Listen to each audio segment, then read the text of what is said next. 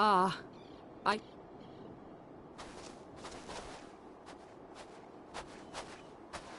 Word reached me of a struggle with a small but well-armed band of trespassers. Now...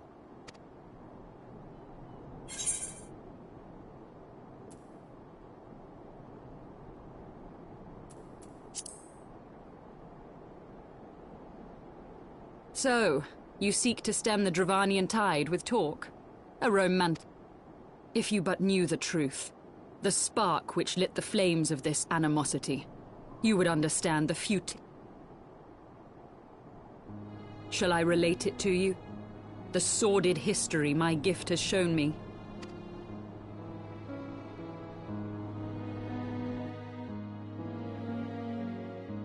'Twas more than a millennium past when an Elizan tribe first sought to claim the lands of Kurthas as its home.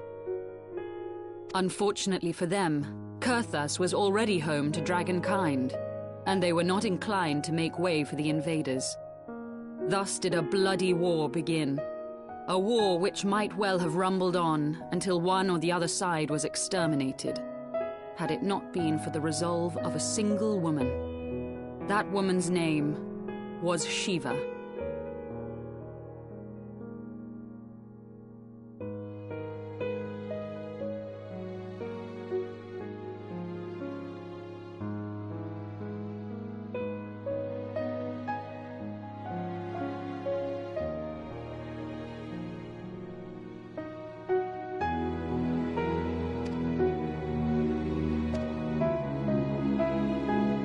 While those around her fought and died, she attempted to parley with the dragons, and in so doing discovered them to be possessed of profound intelligence and reason. The great worm Hraesvelgar, in particular, so enchanted Shiva that she found herself growing to love the creature, whom, in the eyes of a near-immortal dragon, however, the fleeting life of an Elizan is as that of a freshly cut rose. Scarce has the flower bloomed before it begins to fade and wither. Such melancholy musings plagued Hraesvelgar, who had found in Shiva an unexpected and beloved soulmate. He knew that all too soon, death would snatch her away from him. Unable to bear the thought of their separation, the maid bid the worm consume her, that their spirits might be entwined for eternity. Though loath to perform the deed, Hraesvelgar ultimately gave in to her plea, and soon thereafter the tale of their ill-fated love spread throughout the two warring factions. No more could they raise blade or claw against one another. No. In the days that followed, man and dragon learned to live in harmony, and together built a nation unlike any the world had ever known. For 200 years it is said that worms owe their longevity to the boundless reserves of vitality found within their eyes. And 'twas in this belief that a traitorous band of knights deceived their allies of some 2 centuries, and took by force that which they coveted.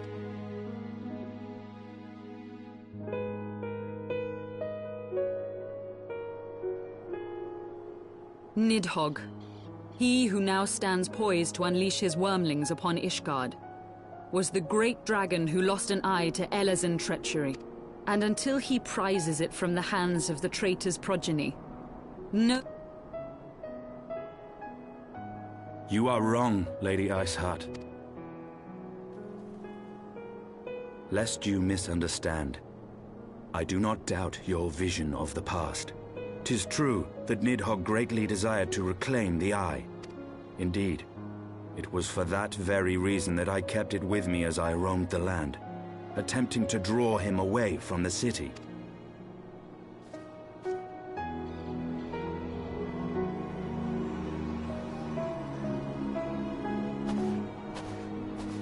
Good gods!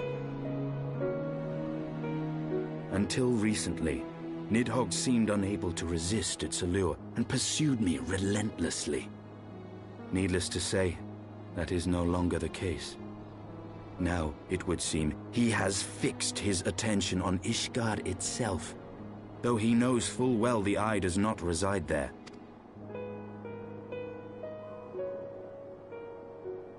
You believe he targets the capital for another reason?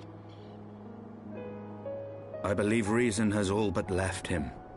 Through the Eye, I feel much of what Nidhogg feels, and the dragon's thirst for vengeance will not be quenched by aught less than a sea of blood.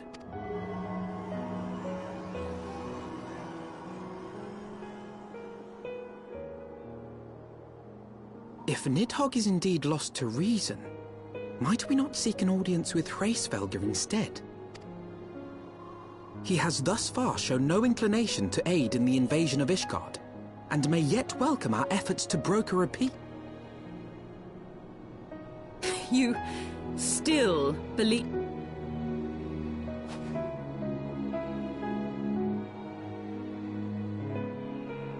Our road will lead us to Dravania, the homeland of dragonkind. There we shall ascend unto the clouds, where Hraesvelgr resides.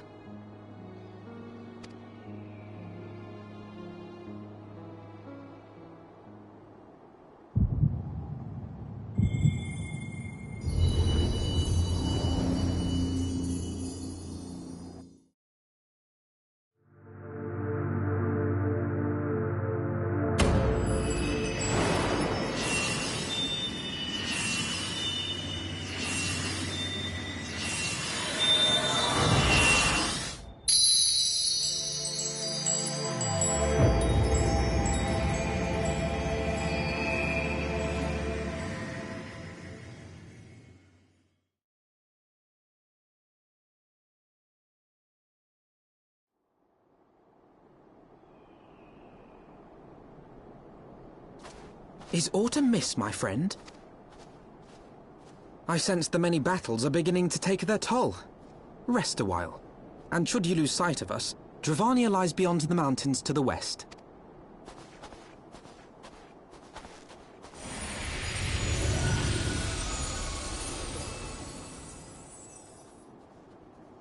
Curious.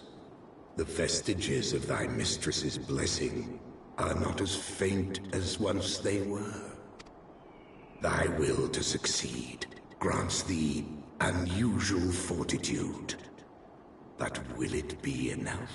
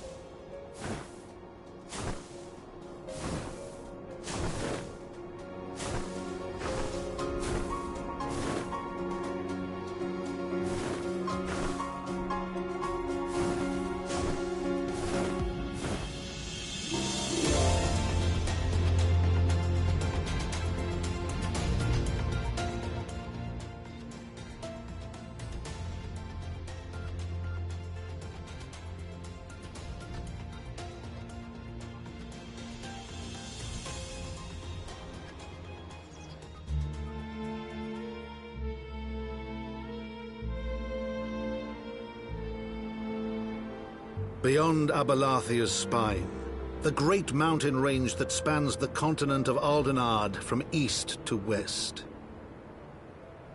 Into the deepening shadows of Som-Al, where lies the ancient home of dragonkind.